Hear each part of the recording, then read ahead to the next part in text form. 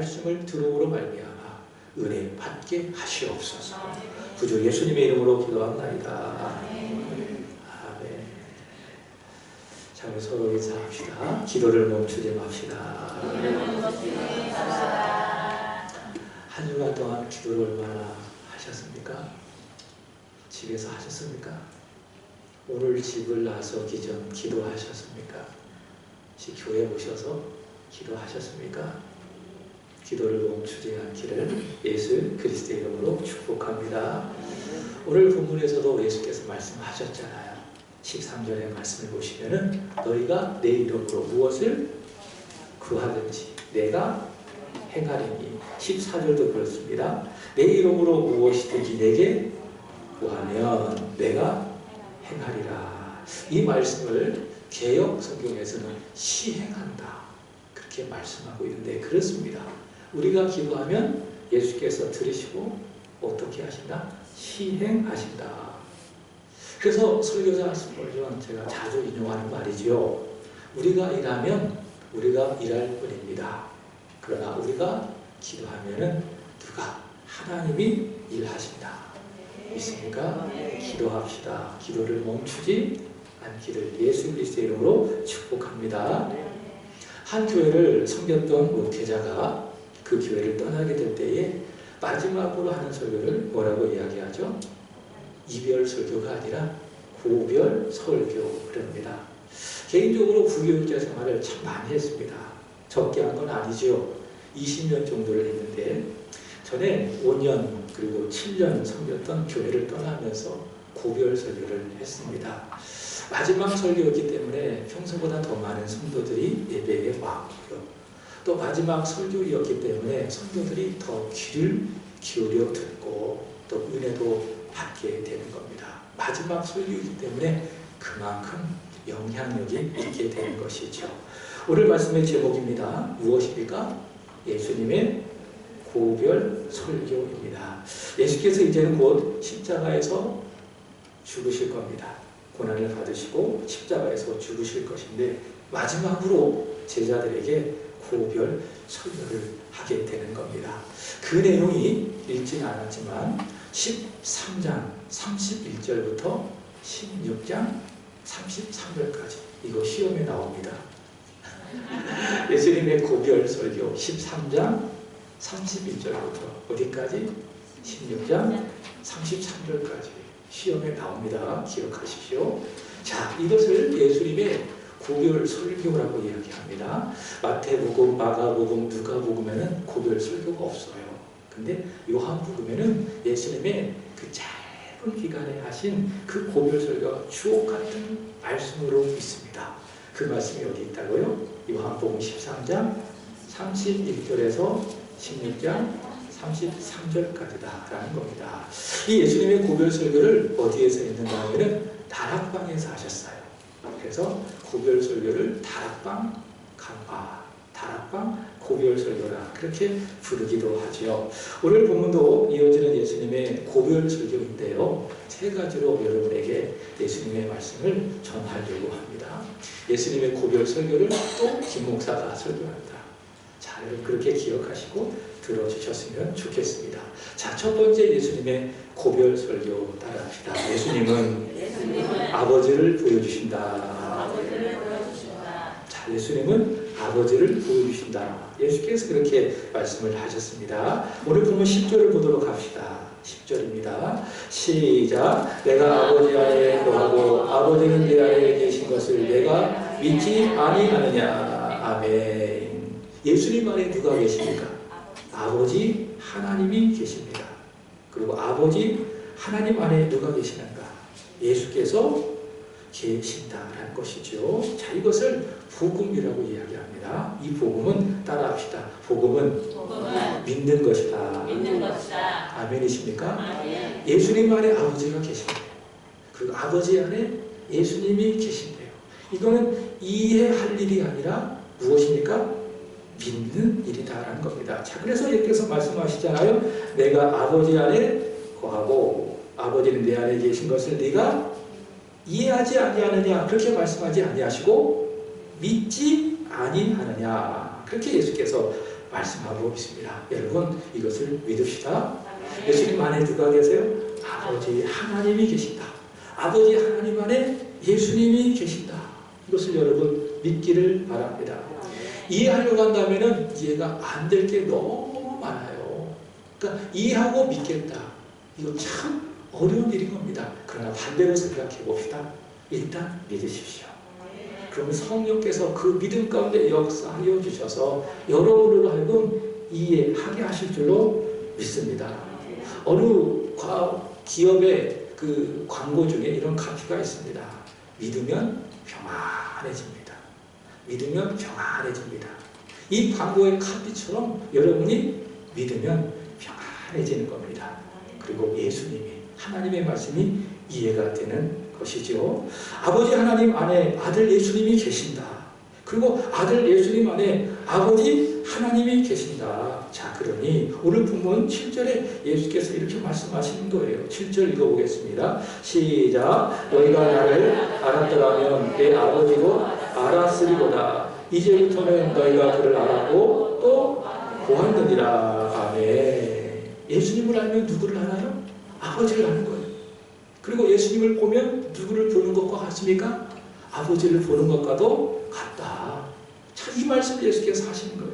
자, 근데 이어지는 말씀 8절에 보면은 빌립이 말하는 겁니다. 빌립이 또 뭐라고 이야기하느냐 읽어보겠습니다. 시작. 빌립이 이르되 주여 우리에게 아버지를 보여주옵소서. 그리하면 족하겠나이다. 아멘. 여러분 이 빌립이라고 하는 인물은요, 이 요한복음에 적지 않게 등장하는 것을 볼 수가 있습니다. 요한복음 1장의 말씀을 보시면 친구 나다나엘을 예수님께로 인도한 사람입니다. 그리고 지난주일 본문이지요. 요한복음 12장에 가보면 헬라인들을 예수님께 인도하는 사람이 누구였어요? 빌립이었어요. 그래서 참 빌립은 따뜻한 사람, 사람들로 하여금 잘 이렇게 다독여서 예수께로 인도하는 사람이 빌립이었다는 것을 알 수가 있습니다. 사랑하는 여러분, 저와 여러분이 이 시대에 빌립이 되기를 예수 그리스도의 이름으로 축복합니다. 사랑하는 내 자녀를, 사랑하는 내 남편을, 내 부모님을 예수께로 인도하는 이 시대의 빌립이 되기를 진심으로 기원합니다. 자, 근데 이 빌립이 사람들을 예수께로 인도하는 사람이지만 한편으로는 성격이 굉장히 현실적인 성격이라는 것을 알 수가 있습니다. 요한복음 6장의 말씀을 보시면 예수께서 일으키신 표적 가운데에 오병이어의 표적이 있지요. 벳세다 광야였습니다. 거기서 예수께서 그들에게 복음을 가르쳤습니다. 거기에 수많은 무리들이 모여 있습니다. 남자만 5,000명. 그러면 여자와 어린아이와 그리고 여러 노인들을 포함한다면 2만 명 정도는 되지는 않을까요? 자, 이들에게 복음을 전하시고 이들을 먹이신 기적이 오병이어의 기적인데요. 날이 저물어 갑니다. 사람들이 배가 고픕니다. 예수께서 아시는 겁니다. 그래서 빌립에게 말씀을 하신 겁니다. 빌립아, 잠깐 와봐. 빌립아, 이 사람들을 내가 말씀의 양식을 먹였는데 육신의 양식을 먹어야 되는데 어떻게 하면 좋겠니? 우리가 어디에서 떡을 사가지고 이 사람들에게 먹이면 좋겠니? 그랬더니 빌립이 하는 말이 있습니다. 요한복음 6장 7절의 말씀을 보겠습니다. 시작. 빌립이 대답하되 각 사람이 조금씩 받게 할지라도 200데나리온의 떡이 부족하리다. 어때요? 빌립은 굉장히 현실적이라는 것을 알 수가 있겠죠. 좀 실제적이고 현실적인 성격이라는 것을 알 수가 있습니다. 자, 근데 빌립이 예수께서 하시는 말씀을 듣는 거예요. 다시 본문으로 돌아가서 나를 아는 자는 아버지를 아는 거야. 나를 보는 자는 아버지를 보는 거야. 이 예수님의 말씀을 딱 들으니까 성격대로 믿는 거야. 그래서 한 말이 무엇입니까? 좀 현실적으로 아버지를 우리에게 보여주세요. 그래서 여러분 성격대로 믿어요. 예수님 좀 치밀하고 계획적인 사람 그렇게 예수를 믿어요. 저처럼 헐렁헐렁하고 좀 허점되는 사람도 그렇게 예수를 믿을 수도 있고요. 다 성격대로 예수를 믿게 되어진 거예요. 빌립이 그렇게 예수께 묻는 거예요. 주님, 우리에게 아버지를 조금 더 현실적으로 보여주세요. 바로 빌립이 그 성격을 따라서 예수님께 요청을 하고 있는 것입니다. 자, 그래서 예수께서 하시는 말씀이 무엇입니까? 자, 9절 보겠습니다. 다 같이 시작. 예수께서 이르시되 빌립아 내가 이렇게 오래 너희와 함께 있으되 내가 나를 알지 못하느냐 나를 본 자는 아버지를 보았거늘 어찌하여 아버지를 보이라 하느냐. 아멘. 지금 빌립은 현실적으로 예수님을 보고 있는 거예요. 정확하게 단 0.1%의 오리도 없이 정확하게 누구를 보고 있어요? 아버지 하나님을 보고 있어요. 왜 그렇습니까? 예수님 안에 아버지 하나님이 계신 거예요. 아버지 하나님 안에 예수님이 계시는데 그 예수님이 나타나셔가지고 빌립에게 정확하게 100% 완벽하게 아버지 하나님을 보여주고 있는 것이죠. 그래서 말씀하시는 거예요. 빌립아 네가 오랫동안 나와 함께 있으면서 내가 계속 끊임없이 반복적으로 아버지를 너에게 정확하게 현실적으로 보여주었는데 어찌하여 내게 아버지를 보여달라고 하느냐. 그 말씀을 예수께서 하시는 거예요. 그럼 빌립이 깨달았겠죠. 아 그렇구나. 내가 지금 보고 있는 저 주님이 누구시다? 아버지 하나님이시다.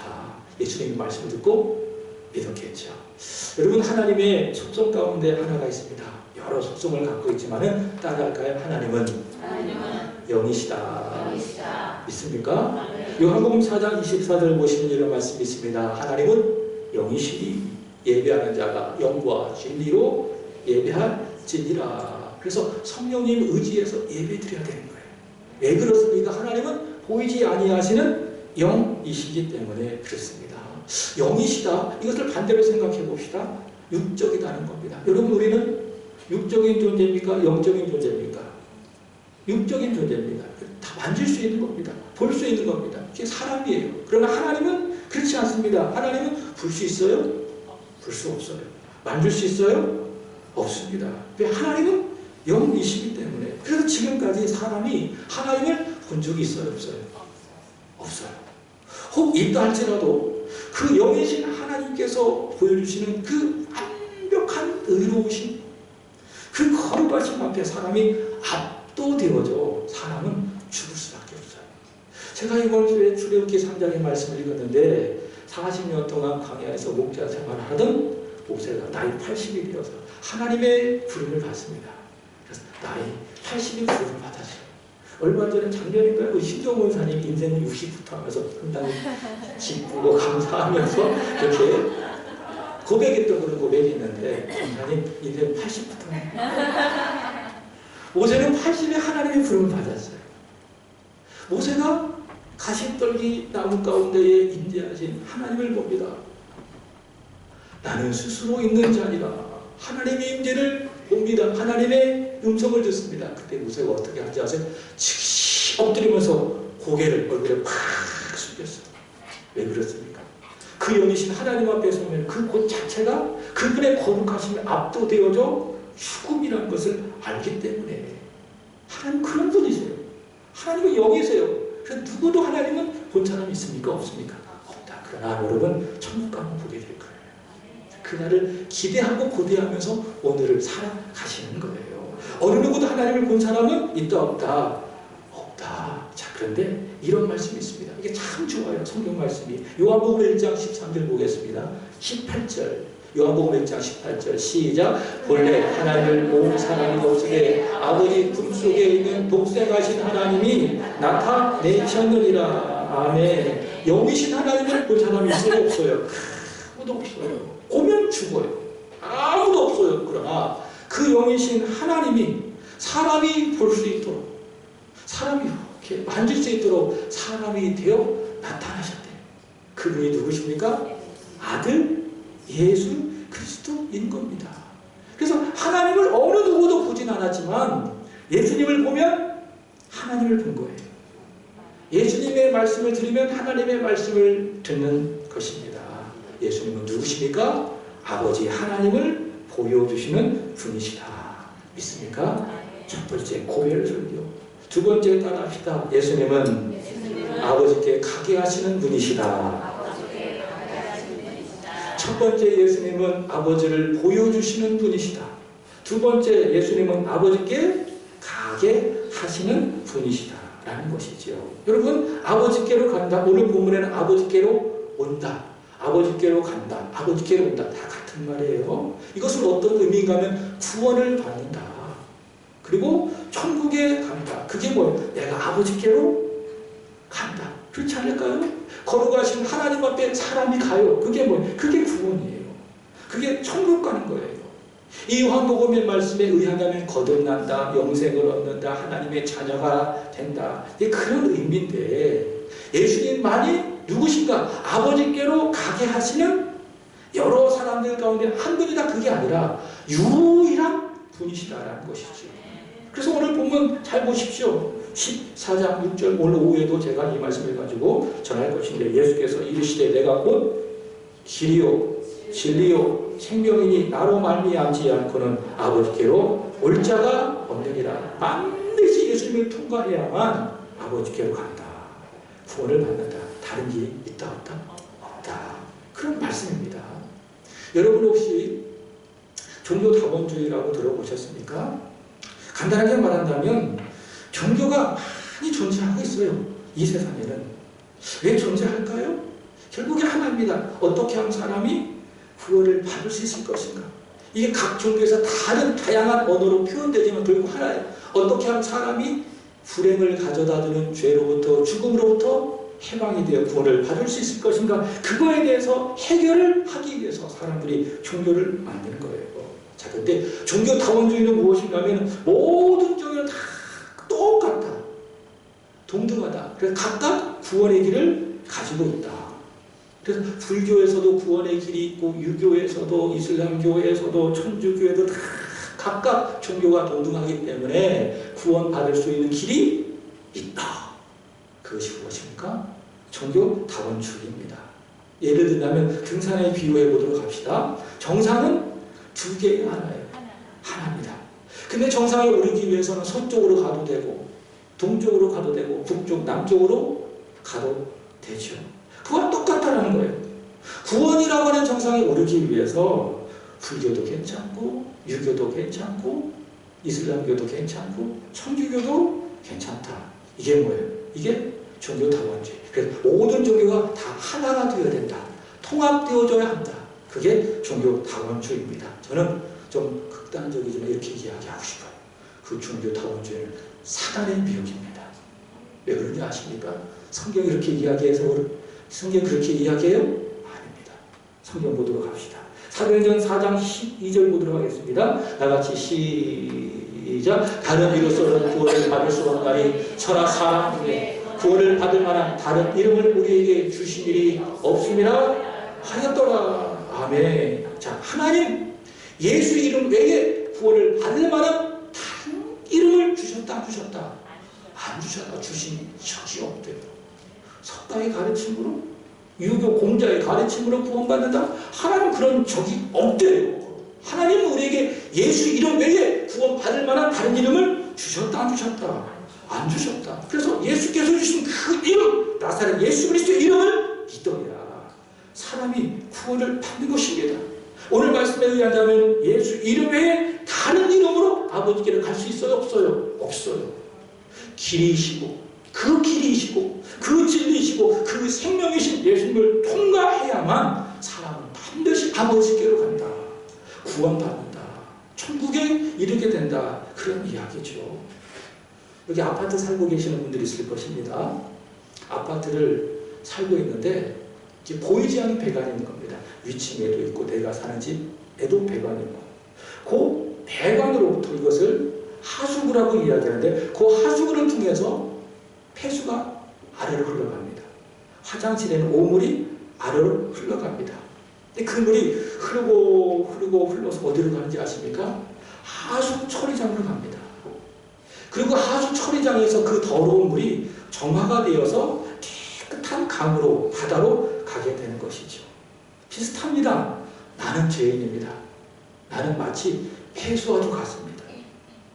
오물과도 같습니다. 내 속에는 정말 버려야 될 것들이 너무 많이 있습니다. 그렇지 않아요? 때로는 내 속에 막 그 시궁창 냄새 나는 것들이 있잖아요. 영적으로. 그렇지 않아요? 우리 삶이 그래요. 죄인이기 때문에 그래요. 마치 폐수와도 같아요. 오물과도 같은 존재가 누굽니까? 하나님은 또한 사람이며 우리 것입니다. 근데 우리가 어떻게 정화되어져서 오늘 말씀에 의한다면 아버지께로 갈 수가 있을까? 이런 폐수 같은 오물 같은 우리가 어떻게 깨끗하게 되어져서 아버지께로 갈 수가 있을까? 단 하나입니다. 유일한 파이프, 길이신 파이프, 생명이신 파이프, 진리신 파이프, 반드시 예수님을 통과해야 돼요. 집안의 폐수와 오물을 통과해야 하수관을 통해서 그게 하수 처리장으로 내려가서 깨끗한 물이 되는 것처럼 우리가 반드시 예수님을 통과해야 되는 거예요. 예수님을 통과할 때 예수께서 우리를 정결하게 하십니다. 우리를 깨끗하게 하십니다. 그리고 우리를 하여금 아버지께로 인도해 주시는 것입니다. 그래서 누구든지 예수님을 뭐하면 믿으면 생명의 파이프 안으로 들어가는 거예요. 진리의 파이프 안으로 들어가게 되어져서 우리 안에 폐수와 같은 것들이, 우리 안에 오물과 같은 것들이 다 정화가 되어져 어딜까요? 아버지 품 속으로 가게 되는 것입니다. 사랑하는 여러분, 예수님은 누구십니까? 길이십니다. 진리이십니다. 생명이십니다. 우리로 하여금 아버지를 보여주시고 또한 아버지께로 가게 하는 분이시다라는 것이죠. 자, 오늘 고별설교 마지막 세 번째, 예수께서 이렇게 말씀하십니다. 따라합시다. 너희는 마음에 근심하지 말라. 아멘이십니까? 아버지를 보여주시는 예수님, 그리고 아버지께로 가게 하시는 그 예수님이 고별설교 마지막 제자들에게 하시는 말씀이 무엇인가 하면 너희는 마음에 근심하지 말라. 그 말씀을 하고 있습니다. 영어 성경에 근심이라는 말을 트러블 이렇게 쓰고 있습니다. 트러블이 무엇이죠? 괴롭다. 마음이 괴롭다. 그래서 너희는 마음을 괴롭게 하지 말아라. 영어로 생각해 본다면 지금 이 말씀을 듣고 있는 제자들의 마음의 상태가 그렇기 때문에 그런 거예요. 예수님 참 지혜로우신 분이세요. 그래서 적시적소에 딱 필요한 말씀을 딱 주시는 거예요. 그 지금 제자들의 마음이 어떤 상태인가 하면 트러블, 아주 괴로운 상태입니다. 왜 그런지 아십니까? 예수께서 고별 설교를 하시면서 제일 먼저 하신 말씀이 무엇인가 하면 나는 간다.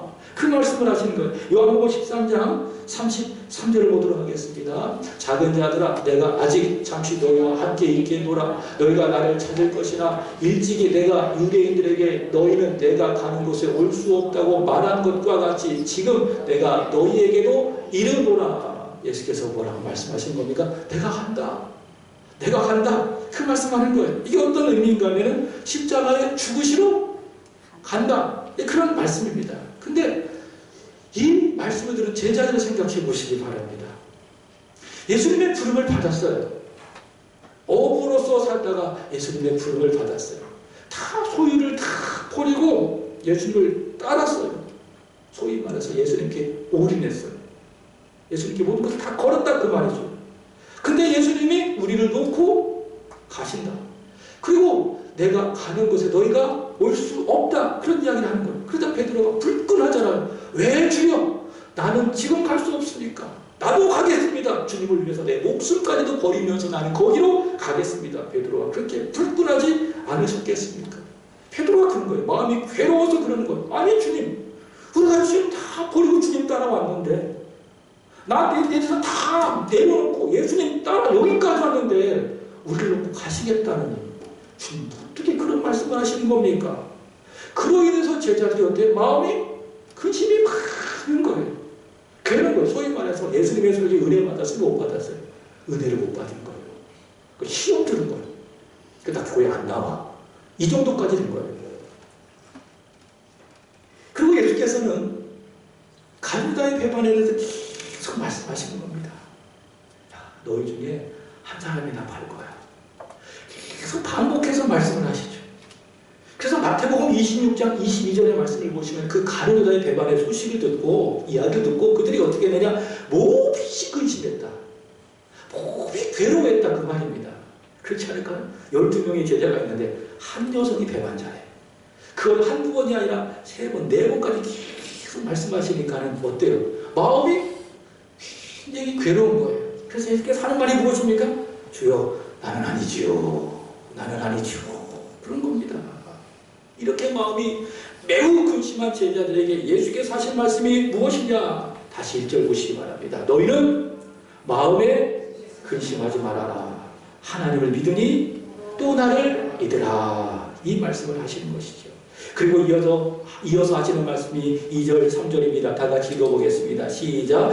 내 아버지 집에 거할 것이 많도다. 그렇지 않으면 너희에게 일렀으리라.